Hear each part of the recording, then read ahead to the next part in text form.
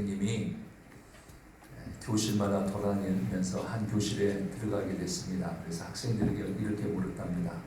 어느 시간이 가장 좋아요? 그렇게 물으니까 학생들이 이구동성으로 쉬는 시간이요 그랬답니다. 교장 선생님의 바람은 그것이 아니죠. 어느 과목 어느 선생님 시간이 좋냐 그런 말인데 학생들은 다 하나같이 쉬는 시간을 원했다 그런 말입니다. 지난 월, 화, 수, 요일까지 해서 우리 노회에 있는 동기 목사님들 또 부부간에 모임이 있었습니다. 모여서 밥 먹고 나면은 교회 걱정, 사역을 어떻게 할 것인가 이런 일들을 말하는 데 있어서 현대인들의 관심이 무엇일까? 우리가 무엇을 설교해야 될 것인가? 이것을 깊이 의논들을 했습니다. 당연히 한국 교회에 말해야 될 것을 말하지 않으면 그것은 직무유기다 라는 결론을 얻게 되고 현대인들의 관심거리에 대해서 말할 때에 담대히 말하자 그런 의견들이 나누어졌고 오늘도 저도 그런 맥락에서 함께 말씀을 나누고자 합니다. 우리에게 하나님께서 내가 너에게 무엇을 하여 주기를 원하느냐 하면은 여러분들 구하는 것은 무엇이겠습니까? 하나님의 은혜입니다. 하나님 은혜 주세요. 하나님 믿음 주세요. 하나님 지혜 주세요. 하나님께서는 준비하고 계실 줄 압니다. 근데 우리는 하나님 앞에 무엇을 바라는가? 학생들이 쉬는 시간이 오겠듯이 우리는 돈이요 그러지는 않을까? 왜냐하면 제가 목회를 이렇게 쭉 하면서 보니까 관심들이 다 세상 관심과 다를 바가 없어요. 다 돈을 원하는 것 같아요. 우리의 삶의 우선순위가 무엇일까? 하나님일까? 아니더라고요. 하나님만으로 만족할 수 있어야 되는데 아니 하나님 안에 모든 것이 있음을 알고 하나님을 사모해야 되는데 우리의 관심은 세상에 더 말하면 돈에 있더라 그런 말입니다. 결국 돈이 사람들의 최고의 관심사입니다. 그래서 공부해서 남주냐? 한마디로 공부해서 돈 벌어서 잘 살아라 그런 말입니다. 돈이 인간의 근본 문제라는 생각이 들었습니다. 결국 우리 사람들이 또 우리 그리스도인들이 찾는 것은 하나님이 아니라 돈을 찾고 있더라고요. 오늘 본문 말씀을 들을 때 저는 언제나 묵상하는 것이 그겁니다. 하나님께서 우리를 부요케 해주실 때 우리가 그 부요를 어떻게 살 것이냐 준비된 자가 되고 그렇지 못하는 자는 내 것이 네 것이 되는 라는 말씀을 우리는 주의 깊게 생각해야 된다. 오늘 18절 말씀에서도 우리가 보면은 여러분 우리는 돈을 너무 사랑한다 라는 생각을 하게 됩니다. 돈이 한마디로 말씀드리면은 우리의 삶의 목표가 되어버렸습니다. 목적이 되었습니다. 돈 앞에서는 사람들이 보니까 수단과 방법을 가리지 않더라고요. 모든 악한 방법이라도 서슴지 않고 치부하는 데에 여러분 가책도 없습니다. 돈 앞에서 야비하고 어떻게 보면 참 인색하고 체면도 없습니다. 상대방에게 거짓말도 서슴지 않게 합니다. 돈이라고 한다면은 빼앗으려고 합니다. 더 나아가서 보면 배반도 불사합니다. 다른 사람을 죽여가면서까지 집착하는 것을 볼 수 있습니다. 악의 근원을 이루는 것은 돈 자체가 아니라 돈에 대한 사랑이라는 말을 우리는 다시 한번 생각해 봐야 될 줄 압니다. 우리의 관심은 어디에 있습니까? 사랑하는 성도 여러분, 관심이 어디에 있습니까? 저는 우리 성도님들에게 몇 주 전에 설교를 할 때 그런 설교를 했어요. 예수님의 말씀, 황금률을 말씀드리면서 너희들이 대접을 받고자 하느냐? 그럼 너희들 먼저 대접해라. 그러면서 제가 말씀드렸습니다. 얻어먹는 자 되지 말고 대접받는 자가 되라. 사람들에게 대접받아야 돼. 그럼 먼저 대접해줘야 돼. 하나님께도 마찬가지입니다. 우리가 어찌 보면 하나님께 얻어먹는 사람 되서는 안 됩니다. 하나님께도 대접받는 자가 돼요. 아멘.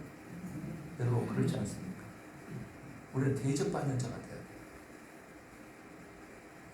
돈의 자유함이 없는 사람들을 보면 인격도 없습니다. 그 사람에게는 믿음도 기대할 수가 없습니다. 가난한 사람이라는 것은 적게 가진 자가 아니라 많이 원하는 사람이라는 말이 있습니다. 여러분, 부유한 사람입니까? 가난한 사람입니까? 하나님은 부유하신 하나님이시라는 것을 기억하시고 우리는 하나님의 자녀라는 것을 여러분 꼭 아시길 바랍니다. 우리 하나님이 부유하시니 우리가 가난할 수가 없다고 말이죠. 저는 우리 성도님들이 잘 살기를 원합니다. 우리 성도님들이 째째하게 사는 것, 그냥 큰천스럽게 사는 것 저는 원치 않습니다. 하나님의 것을 받아서 하나님의 것으로 풍요한 삶을 살아가는 거예요. 여러분, 그러기 위해서 우리는 어떻게 해야 되느냐? 잘 벌어야 된다. 그런 말입니다. 잘 벌어야 됩니다. 오늘 13절 말씀에 보니까 이런 말씀이에요. 무리 중에 한 사람이 이르되 선생님, 내 형을 명하여 유산을 나와 나누게 하소서. 예수님께서 말씀하십니다. 나를 유산이나 나누는 사람으로 생각하느냐? 예수는 그게 관심이 없는 것을 볼 수가 있습니다. 그러면서 생각나는 말씀이 있어요. 서양 속담에 이런 말씀이 있습니다. 부자에게 자녀는 없다. 상속자만 있을 뿐이다. 여러분, 선하게 벌어야 됩니다. 돈은 선한 것도 악한 것도 아닙니다. 그러나 일단 악하게 번 돈은 저는 악하다고 봅니다. 악하게 번 돈이 선하게 작용할 리가 없죠. 그렇죠? 악한 돈을 가지고 선한 일을, 저는 그 제일 싫어하는 우리 속담을 제가 설교 시간에 많이 인용하지만은 개같이 벌어서 정승같이 쓰란 말 제가 싫어합니다. 정승같이 벌어서 정승같이 써라. 여러분, 선하게 본 돈이 선하다라는 말씀입니다. 여기서 선하다는 뜻은 사람과 경쟁하지 말 것입니다. 저는 우리 성도님들이 언제나 말씀드리고 싶은 게 있어요. 그게 뭐냐? 하나님의 것을 받아야 돼요. 사람과 경쟁해서 하는 것이 아닙니다. 하나님이 주셔야 돼요. 아멘. 하나님의 것을 받아야 돼요. 내가 모아서 모아지는 것도 아니에요. 하나님의 것을 받아야 돼요. 하나님께서 나를 인정하시고 부어주시는 하나님의 것을 받는 성도님이 되시기 바랍니다. 저는 어렸을 때부터 그것을 잘 알고 있어요. 왜냐하면 제가 철이 없는 시절에 아주 어렸을 때 그야말로 4~5살 될 때로 기억하면 기억하겠죠. 저희 어머님이 6.25 이후이기 때문에 그 당시에는 상위군도 많고 나라에서 보조받는 사람들이 쌀 대급을 이렇게 받고 있어요. 근데 그 사람들이 말해요. 그냥 뭐 열흘치, 보름치, 한 달치 이렇게 타먹기가 귀찮으니까 정표를 한꺼번에 그냥 파는 거예요. 그러면 그 정표를 팔아서 쌀로 바꾸고 그 정표를 예를 들면은 좀 할인해서 사겠죠. 그런 가게들이 쫙 옆에 많아요. 옛날 보면 책방 옆에 책방이 있고 뭐 야채 가게 야채 있고 쌀 가게 있고 쌀 옆에 있는 다 그랬지 않습니까? 그런데 유독 저희 어머님 가게만 잘 됐다는 거예요. 저는 지금도 기억하고 있습니다. 뭘 기억하냐면은 저희 어머님이 저녁에 들어오실 때 보면은 밀가루 포대가 있어요. 옛날에는 하얀 밀가루 포대가 이렇게 있었습니다. 이만할 겁니다. 혹시 연세 드신 분들은 기억할지 모릅니다. 꽤 컸습니다. 저녁 되면 그리 2포대씩 가득 가지고 담아 오셨던 것이 기억이 납니다. 다른 가게는 뭐 되는 둥 마는 둥 하는데 저희 어머님 가게만 그렇게 잘 된 거예요. 저희 어머님이 평생 저한테 섭섭하다는 말을 한 번도 안 하셨는데 한 번 하신 적이 있어요. 우리 어머님이 아이고 나 죽겠다 힘들다 영아봐 그러니까 제가 그랬대요. 엄마 죽으려면 그 열쇠 나한테 주고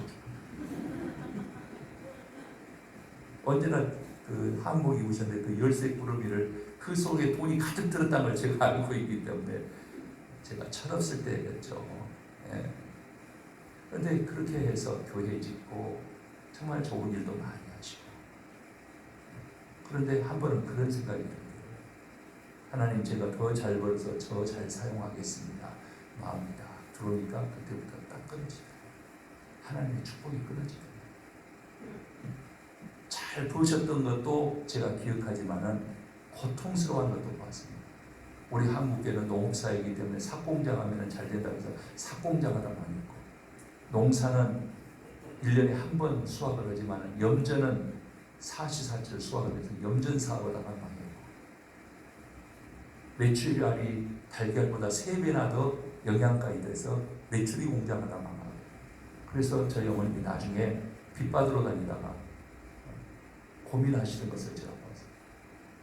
하나님께서 주신 기회를 잘 감당할 때는 흥황했지만은 인간적인 생각이 들어가기 시작하니까 하나님께서 하늘문을 닫으시더라 그런 말입니다. 사랑하는 성도 여러분, 하나님은 살아계십니다. 하나님께서 은혜 주시기를 사모하시기 바랍니다. 그리고 여러분들은 축복의 통로가 되시기를 바랍니다. 여러분, 주일 성수도 마찬가지입니다. 우리가 주일을 성수한다는 것, 10의 1을 하나님 앞에 드린다는 것, 우리가 선한 일에 내 정성과 내 시간과 물질을 드린다는 것은 사람과의 경쟁을 포기하는 겁니다. 사람의 생각을 버리는 겁니다. 내 생각대로 하는 것이 아니라 하나님의 뜻대로 살아간다는 것을 고백하는 겁니다. 사람과의 경쟁을 포기한다는 것입니다. 하나님께서 책임져 주실 것을 믿는 것입니다. 아멘. 우리는 하나님의 복을 받아야 됩니다. 인간이 뛰어나면 얼마나 뛰어나겠습니까? 제가 볼 때 말이에요. 사람들은 다 그갈만 하고요. 하나님의 은혜가 아니면 사람처럼 못된 것으로 보여 있습니다. 여러분 그렇지 않습니까? 여러분, 하나님은 시간이라는 선악과를, 재물이라는 선악과를 우리에게 주셨습니다. 우리는 그걸 따먹으면 안 됩니다. 언제나 하나님의 것을 받을 수 있는 성도인들이 되시길 바랍니다. 흔히 크리스찬은 부자가 될 수 있지만은 부자가 크리스찬 되는 일은 극히 드물다고 합니다. 사실이 그런 것 같아요. 우리가 부자 됐을 때 하나님 만났습니까? 아니에요. 우리가 어려운 역경 속에서 하나님 만난 겁니다. 그리고 우리의 삶에 하나님의 은혜가 있다 그런 말입니다. 오늘 우리가 세 번째로 볼 수 있는 것은 뭐냐? 잘 사용하자. 그래서 잘 사용하자. 오늘 15절 말씀에 탐심을 물리치라. 사람의 생명이 그 소유에 넉넉한 데 있지 아니하니라 라고 말씀하고 있는 것을 우리가 볼 수가 있습니다. 여러분, 시간이 달려갈 때에 돈은 무능력한 겁니다. 여러분, 죽음 앞에서는 더욱 그러합니다. 저는 많은 경우를 보았습니다. 그렇기 때문에 제 믿음은 더욱 굳세질 수가 있었습니다. 여러분, 돈은 물건과의 교환권이지 그 돈 자체가 가치 있는 것은 아니다 그런 말이에요. 그러기에 우리는 같은 돈이라도 그 가치는 돈을 쓰는 사람에 의해서 결정되어진다 그런 말이에요. 돈을 버는 것은 재주랍니다. 여러분, 그러나 돈을 쓰는 것은 예술이랍니다. 행복이라는 것은 무엇일까? 무엇을 얼마나 가졌느냐에 달려있지 않고 그것을 누구와 어떻게 나누어 즐기느냐에 달려있다는 거예요. 그래서 성경 말씀에 주는 자가 받는 자보다 복이 있다. 아멘이십니까? 그런데 우리는 받는 것이 복이 있죠 라고 생각하면 착각입니다. 주는 자가 되시기 바랍니다. 하나님의 것을 많이 받아서, 하나님의 복을 많이 받아서 아브라함에게 하나님께서 하신 말씀대로 너는 복의 근원이 되라. 너로 말미암아 많은 백성이 복을 받게 될 것이다. 그런데 이런 말을 하면 싫어해요. 여러분, 불세들은 다 날아가 버려요. 불세가 뭔지 아시죠? 불신자, 새신자. 네, 이런 사람들은 돈 설교하면은, 돈에 대해서 말하면은 다 날아가 버립니다. 여러분, 복음, 생명을 살리는 곳에 사용해 주시기를 바랍니다. 하나님께서 더 기회를 많이 주실 줄 믿습니다. 돈의 사용은 사랑의 발로가 되어야 된다. 내 사랑하는 마음이 물질로 표현할 때 가장 행복한 겁니다. 여러분, 정말 쓰고 싶은 것에, 주고 싶은 것에 주고 나면 그 기쁨이 얼마나 오래간지 몰라요. 얼마나 가슴 벅찬지 모릅니다. 가볍게 사용해야 됩니다. 그래서 돈을 어떻게 사용하는 것을 보면은 그 사람의 영적 실력을 알 수 있다. 여러분, 실력이 있기 원하잖아요. 영적도 실력이 있는 거예요. 돈이 나를 지배하는 신이 되어서는 안 된다 그런 말입니다. 여러분 인재 양성을 위해서 여러분 많이 사용할 수 있기를 바랍니다. 우리 교회도 이제 2020년 전반기 장학생들 그때마다 저는 하나님 앞에 빚진 느낌이고 우리가 잘해야 되겠다 그런 생각이 들어요. 왜냐하면 우리 자녀들이 돈 맛을 먼저 알아요. 하나님 맛을 알아야 되는데 돈 맛을 먼저 알아버려요. 그래서 우리 청년들 어디 있냐? 수련회를 어떻게 하냐? 겨울 은혜학교를 어떻게 하냐? 목사님, 우리 부목사님들 그렇게 말해요. 목사님도 아르바이트인데 주일날 다 아르바이트 해야 되니까 교회를 못 나온대요. 한 번 세상 돈만 알아버리면 하나님 찾기가 쉽지 않습니다. 여러분 그렇게 우리 자식들 내몰지 맙시다. 하나님의 은혜를 받아야지. 그렇지 않습니까? 그래서 우리 교회에서 봉사하게 하고 신앙생활 잘하게 하고 우리가 그들에게 공부할 수 있는, 그렇지 않으면 학비가 없다는 거예요. 여러분 그렇게 돈 쫓아다니는데 자식 학비도 못 줄 정도로 되면 되겠습니까? 그게 부모의 삶입니까? 우리 교회는 어때야 되느냐? 여러분 장학사업에 많이 참여해 주시기 바랍니다. 그래서 저는 우리 교회 아들, 딸들이 마음 놓고 공부하고 신앙생활하고 세상에 쫓기지 않고, 그래서 그들이 하나님의 복을 받아서 복의 근원이 되기를 주님의 이름으로 간절히 축원합니다. 여러분 그래야 되지 않겠습니까? 지금 이 나라가 왜 이 모양이 되었습니까? 여러분 가볍게 잘 사용하십시다. 그러면 하나님께서 더 우리에게 기회를 더 많이 주신다 그런 말이에요. 예? 여러분 다른 사람을 살리는 데 사용했으면 좋겠습니다. 전쟁이 왜 끊이지 않습니까? 제가 다음 주일날 예배 드리고 나면은 이제는 우간다하고 남아공을 이렇게 가게 되는데, 제가 처음 우간다 갔을 때 보면 그 사람들 돈 1달러가 생명입니다. 1달러가 생명입니다. 저보다 먼저 우간다에 관심을 가지고 선교했던 우리 선배 목사님들 보면은 처음에 우간다를 이렇게 가서 보니까 호텔을 가는데, 호텔이라고 해봐야 우리나라 여의숙 같습니다. 클린턴 대통령이 왔는 그 호텔에 저희 묵었는데 여의숙, 물도 잘 안 나와요. 미국 대통령도 대접할 데가 없는 거예요. 묵을 데가 없는 거예요. 그래서 그곳에 저희들이 갔는데 우리보다 먼저 간 그 목사님이 보니까 그 아가씨가 와서 이 차 대접을 이렇게 서빙을 이렇게 하는데, 우리 한국 사람들이 처음에 아프리카 가서 보니까 새카맣게 생긴 사람 말이에요. 이는 해가지고 근데 생긴 것은 수박하게 생겨서 정말 꾸밈없이 그래서 그랬대요. 예쁘다고 그랬대요. 그랬더니 그 서빙하는 그 흑인 아가씨가 나를 원한다. 원하는 값은 1달러. 그렇게 생명을 살아가는 사람. 참 그런 말을 듣고 우리가 어떻게 해야 되느냐.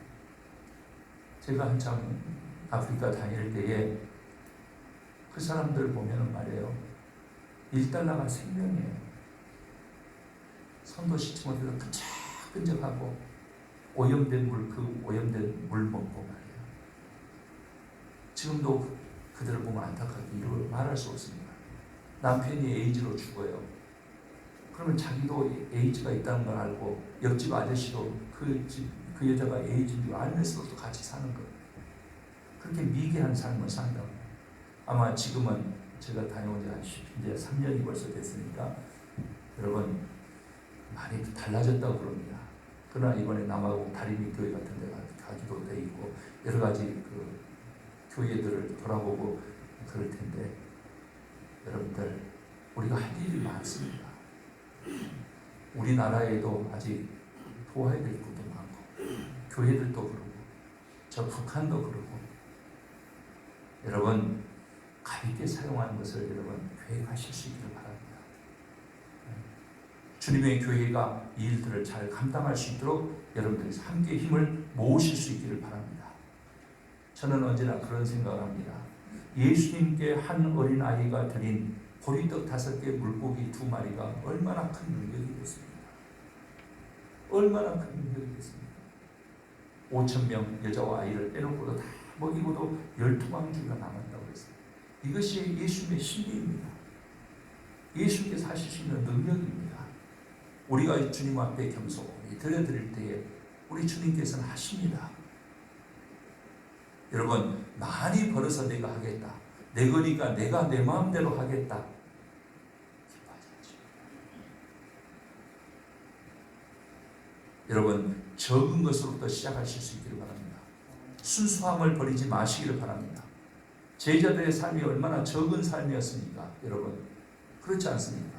그런데 그 제자들이 자기 자신을 예수님에게 맡겨놓을 때 천국의 열쇠를 가지게 되고 그들을 통해서 많은 사람들이 구원에 이르는 축복의 시작이 된 것을 우리는 기억해야 될 줄 압니다. 우리는 너무 소심합니다. 우리는 너무 인간적인 생각에 매여 있습니다. 내 자식에게 맛있는 거 먹이고 좋은 옷 입히고 싶은 것이 다 부모의 마음입니다. 그러지 말라는 말 아닙니다. 우리가 누림도 있어야 돼요. 그래야 베풀 줄도 압니다. 다른 사람의 자식도 좀 생각하면서 살자 그런 말이에요. 우리나라도 생각하지만은 여러분, 다른 나라의 사람들도 생각한 것이 그리스도의 정신 아니겠습니까? 우리 삶을 좀 넓혀서 보자 그런 말입니다. 나를 통해서 하시고자 하시는 하나님의 뜻이 무엇일까? 그러면 되는 거예요. 그러나 하나님께서 나에게 더 많은 기회를 주실 것이다 그런 말입니다. 우리가 동물적인 수준에 머물지 말자 그런 말입니다. 내 가족, 내 자식, 내 것 하면서 살아가는 거 보면 하나님께서 얼마나 안타까우시겠습니까? 우리 좁은 속이 얼마나 부끄럽냐 그런 말씀입니다. 여러분, 돈이나 재물은 쌓아놓고 세어보는 대상이 아니라 잘 써서 그 가치를 발휘해야 한다 그런 말입니다. 그래서 우리 보면은 성경에 보면 말이에요, 물질관의 중요성을 말해주고 있어요. 무엇을 봐서 하느냐? 사랑에 대한 구절은 579절 정도 됩니다. 기도에 관한 것은 509절 정도 됩니다. 믿음에 관한 구절은 279절 정도 됩니다. 사랑의 구절이 570절이고 믿음의 구절이 270절인데 기도에 관한 구절이 500절인데 돈의 재물에 대한 구절은 2359절이 나온다. 이 말이 무슨 말입니까? 물질관에 실패하지 말라. 하나님의 교훈을 성경은 기록하고 있다 그런 말입니다. 잠언 22장 1절 말씀에 보니까 많은 재물보다 명예를 택할 것이요 의나 금보다 은총을 더욱 택할 것이니라. 우리가 바른 마음 정직하게 땀을 흘려서 근면하게 물질을 거두고 이것을 바로 사용할 수 있는 사랑의 재물만이 그 가치를 발휘할 수 있다. 우리 성도님들의 삶은 하나님의 풍요와 하나님의 은혜가 함께 나타나는 삶이 되실 수 있기를 바랍니다. 하나님의 뜻이 여러분 안에서 드러나는 삶이 그리스도 아닙니까? 우리는 그리스도인입니다. 세상 사람들과 뭔가 달라야 되죠. 어느 시골 집에 밤손님이 들어왔습니다. 밤잠이 없는 그 집 할아버지는 저녁에 화장실을 갔다 보니까 뒤쪽에서 창고 쪽에서 뭐 끙끙거리는 소리가 들리는 거예요. 가만히 가봤더니 도둑이 창고 문을 열고 말해요. 지게에다가 가득 물건을 얹었습니다. 그리고 나서 일어나려니까 못 일어나는 거예요. 욕심스럽게 지게다 지니까. 그래서 일어났다. 못 일어나고 일어나려다 못 일어나고 주인 할아버지가 와서 일어날 때 가서 걸려졌어요. 도둑이 가만히 생각해보니까 이거 이상하단 말이에요. 그래서 뒤를 돌아다 봅니다. 주인 할아버지가 아무 소리 말고 가지고 가게. 그리고 나직이 나무랬습니다. 다음 아침이 밝았습니다. 집안이 난리가 났습니다. 도둑 맞았다는 거예요. 그러나 할아버지는 빙그레없이 웃었습니다. 그러나 도둑 맞은 것이 없기 때문에 그렇습니다.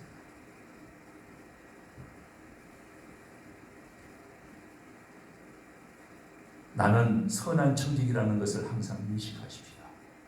어떻게 하면 더 잘 쓸까? 이것이 그리스도인의 삶이 되어야 됩니다. 더 많이 벌까? 아닙니다. 자꾸 생각하고 계획해야 됩니다. 그런데 많은 사람들이 벌어들일 생각만 하면서 쓸 줄은 모릅니다. 신문에 보니까 이런 통계가 있어요. 성공할 기회를 주는 사회에 감사해야 라는 제목이 있어서 눈이 벌쩍 뜨여서 봤습니다. 우리가 잘 알고 있는 대로 마이크로소프트 창업자인 빌 게이츠 이야기부터 시작했습니다. 미국에는 많은 재벌들이 그에 상당한 사회에 공헌을 한다는 거예요. 비즈니스 위크지에 보니까 기부자 50명의 특집을 내면서 미국을 대표하는 정신 중에 하나가 성공할 기회를 부여한 사회에 감사해야 된다는 거예요.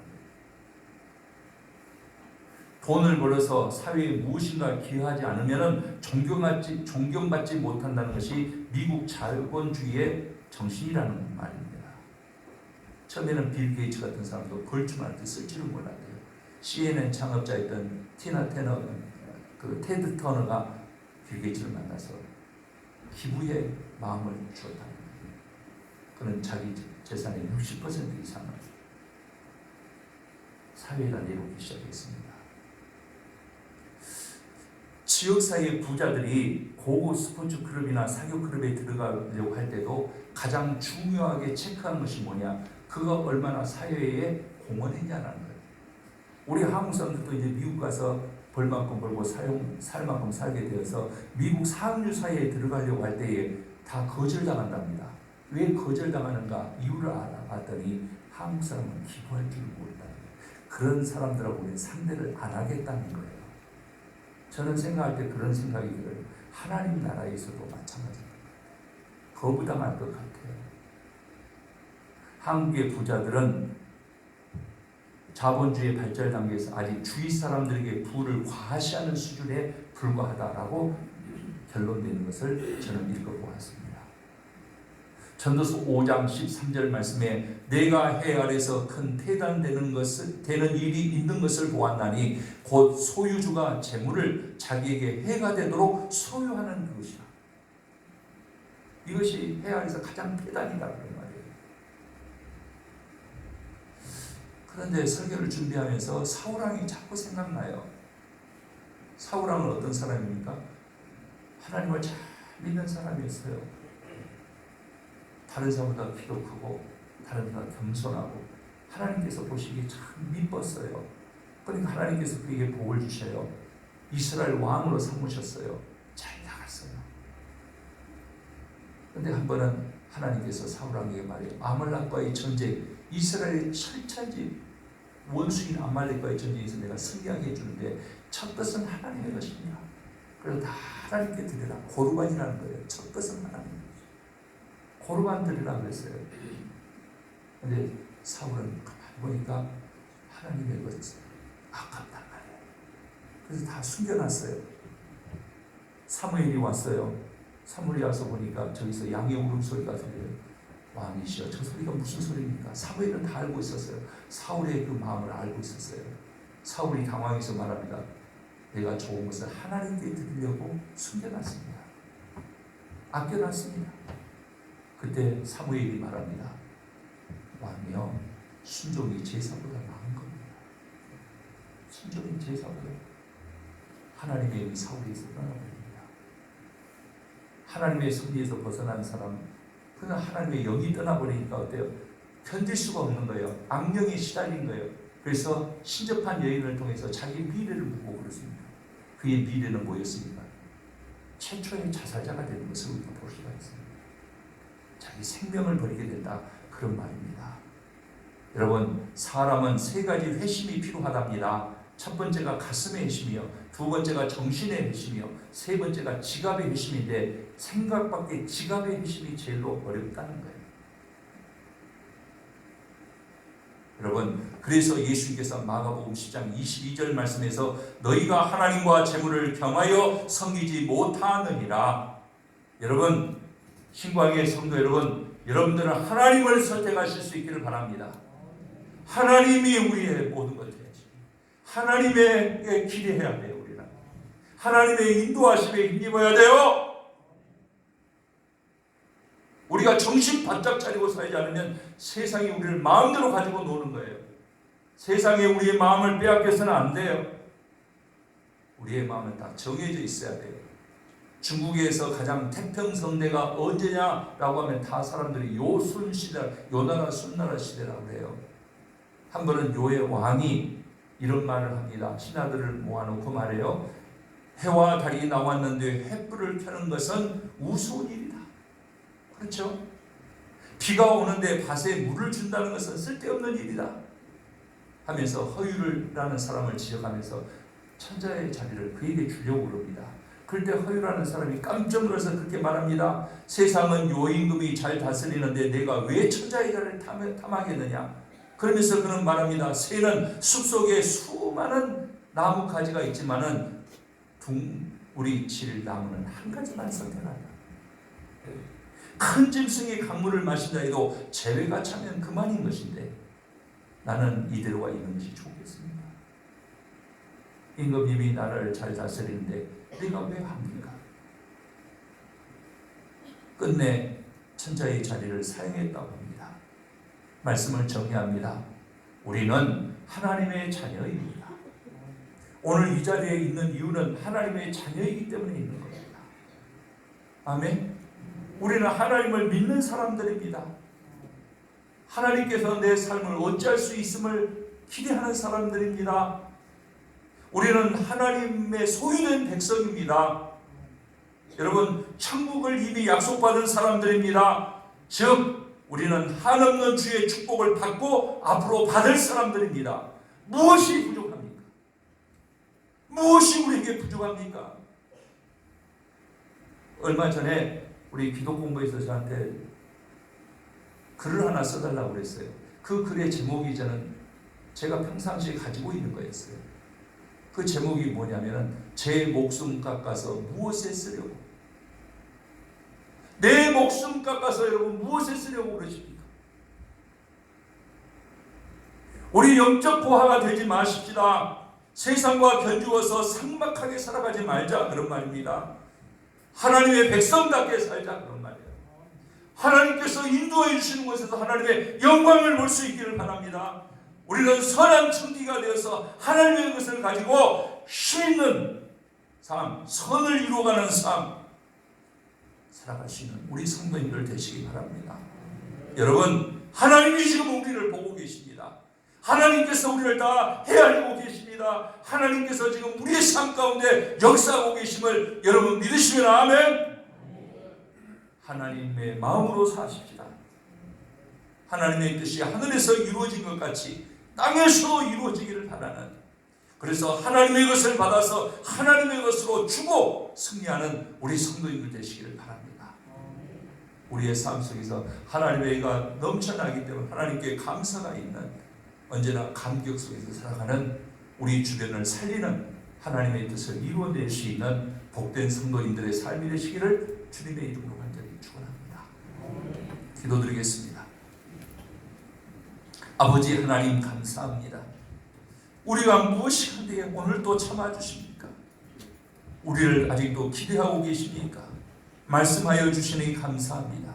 깨끗이 세상에 속한 내 것을 내려놓게 하여 주시고 믿음으로 주님을 따르는 성도들 되게 하여 주시옵소서. 주님의 복을 받게 하여 주시고 우리는 복의 근원으로 언제나 세상을 향하여 하나님의 복을 나눌 수 있는 축복의 성도들이 다 되게 하여 주시옵소서. 없어서 쩔쩔매고 있지만은 인색하고 세상 가운데 손가락질 맞는 저희들이 아니라 하나님의 것으로 우리가 만족하며 하나님의 은혜의 날들을 살며 하나님의 축복을 세상 모든 사람들이 베풀기에 많은 사람들을 옳은 대로 돌아오게 하는, 모든 사람을 행복하게 할 수 있는 하나님의 뜻을 이루어가는 우리 신광의 모든 권속들이 다 되게 하여 주시옵소서. 우리 주 예수 그리스도 이름으로 기도드립니다. 아멘.